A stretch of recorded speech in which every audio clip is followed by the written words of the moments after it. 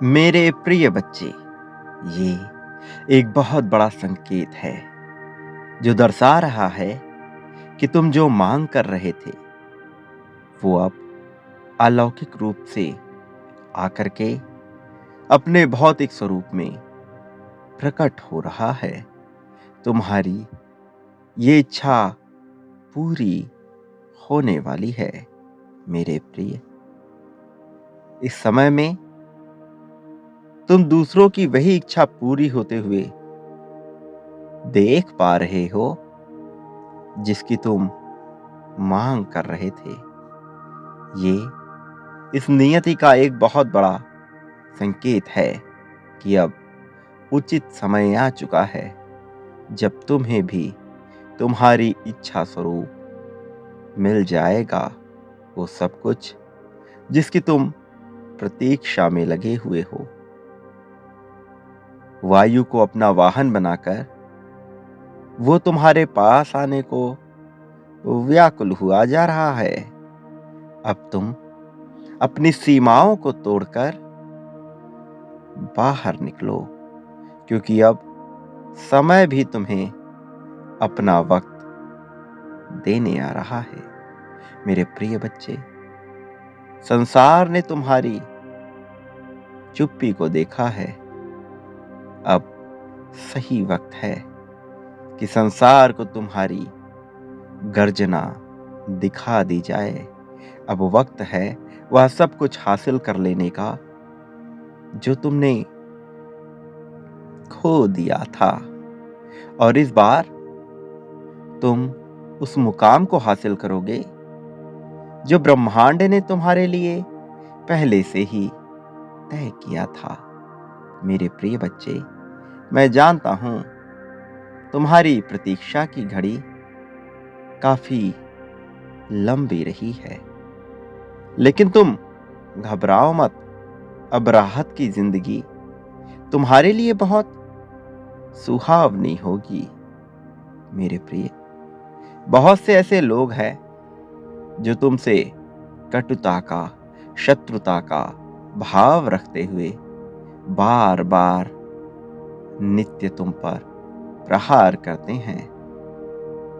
कुछ ऐसे भी लोग हैं जो तुम पर काली तंत्र विद्या का प्रयोग करते हैं, क्योंकि वो तुम्हारी दिव्य ऊर्जा से, तुम्हारी सकारात्मकता से प्रभावित होते हैं।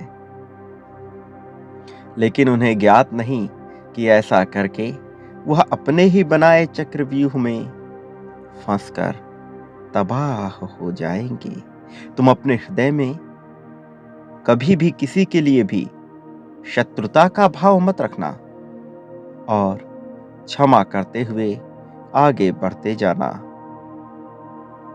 जो दूसरों के लिए माया का चक्रव्यूह रचते हैं वो स्वयं ही उसमें फंसकर तबाह हो जाते हैं।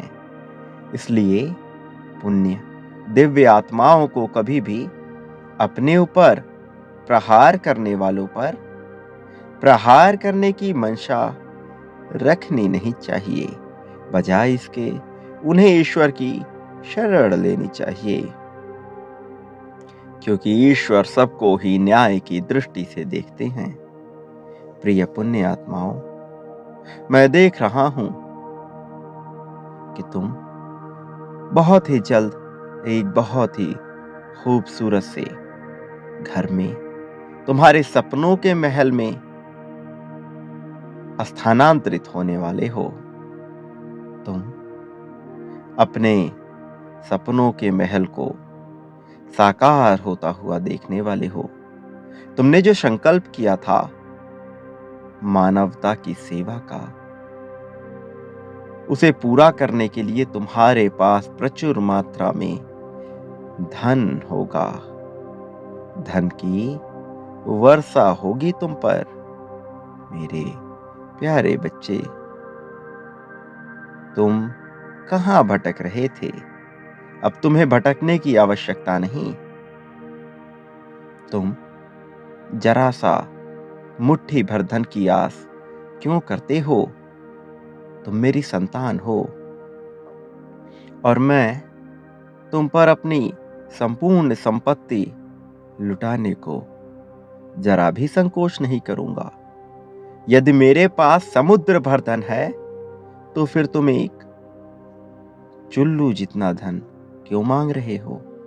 मैं कब से प्रतीक्षा कर रहा हूं तुम्हें अपने हृदय से लगाने की, लेकिन देखो तुम मार्ग भटक गए थे। फिर भी मैंने तुम्हें वापस बुला लिया है। मैं जानता हूं कि तुम भी मेरी बात सुना करते हो। तुम तो अनंत वैभव को प्राप्त कर सकते हो, फिर चाहे वो वैभव भौतिक हो, आध्यात्मिक हो या मानसिक हो। मेरे बच्चे, अब समय आ गया है अपनी चुप्पी को तोड़ने का, अपने मौन को तोड़ने का। मैं तुम्हें शक्ति प्रदान करूंगा ताकि तुम अपना सर्वश्रेष्ठ प्रदर्शन प्रदर्शित कर सको। जो तुम कर रहे हो वो उचित है, इसलिए हिम्मत मत हारना। तुम्हें इसी प्रकार से प्रयास करते रहना है।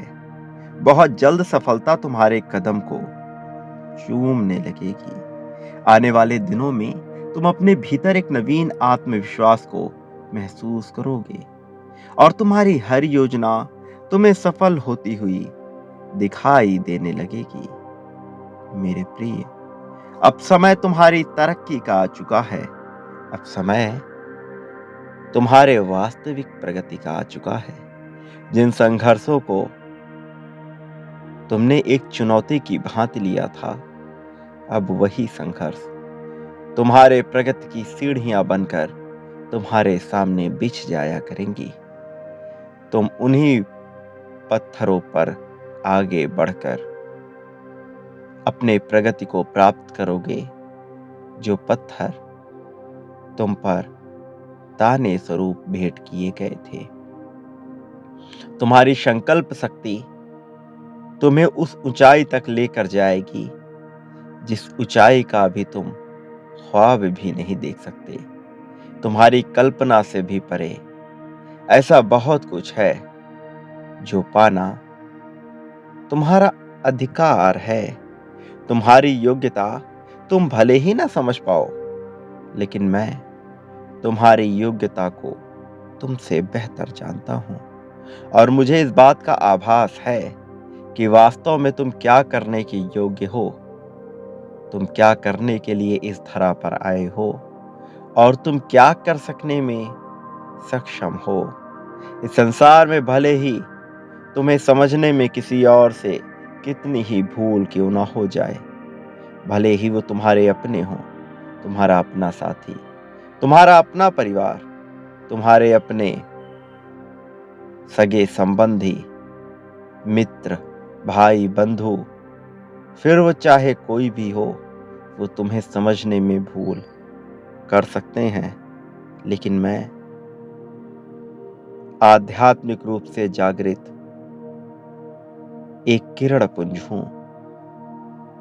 मैं तुम्हारी हर गतिविधि को महसूस भी करता हूं, उन्हें देखता भी हूं और उसके पीछे की तुम्हारी नीयत को समझता भी हूं। किंतु प्रकृति का एक नियम है जो इस ब्रह्मांड में पूरी तरह से लागू है। मेरे प्रिय, यदि तुम्हें इस संसार में कुछ भी चाहिए तो तुम्हें उसकी कल्पना ऐसे करनी होगी जैसे वो तुम्हारे पास पहले से ही मौजूद हो। कल्पना करो अच्छे जीवन की, कल्पना करो सुख समृद्धि से भरे हुए जीवन की। मेरे प्रिय, विचार करो, जब तुम कभी भी दुख के बारे में सोचते हो, किसी दुख का विचार करते हो, तो वह दुख घटित हो ही जाता है, क्योंकि तुम उस दुख को पूरी प्रबलता से विचार कर लेते हो। यदि तुम उसी प्रकार से सुख समृद्धि को पूरी प्रबलता से विचार करोगे, तो इस संसार में कभी भी तुम्हें कोई भी कष्ट हो ही नहीं पाएगा। तुम इस संसार में एक तुच्छ प्राणी मात्र नहीं हो, तुम उससे कहीं ऊपर हो। तुम्हारा ध्येय कहीं ऊपर है। तुम इस संसार में वो करने आए हो जो इस संसार की व्यवस्था के लिए नहीं है, अपितु इससे कहीं अधिक संसार के कल्याण के लिए है। संसार की व्यवस्था चलाए रखने के लिए मनुष्यों ने बहुत से पद, प्रतिष्ठाएं स्वयं ही गठित की हुई हैं और वह स्वयं ही उनका आनंद लाभ उठाते रहते हैं। किंतु इस जगत के बाहर, मृत्यु लोक के बाहर, ना ही वो पद, ना ही वो प्रतिष्ठा, ना वो सम्मान और ना ही वो क्रिया मायने रखती है जो उन्होंने अपने जीवन में घटित की थी। किंतु यदि कुछ मायने रखता है तो वो केवल और केवल मनुष्य के कर्म होते हैं।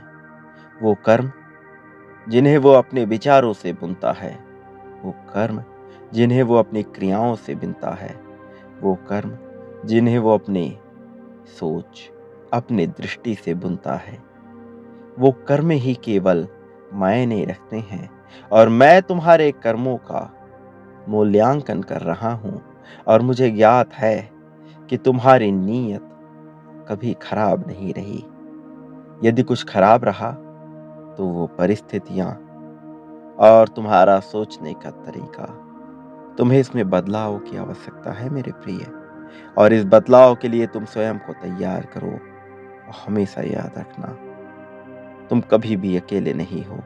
मेरा आशीर्वाद सदैव तुम्हारे साथ है।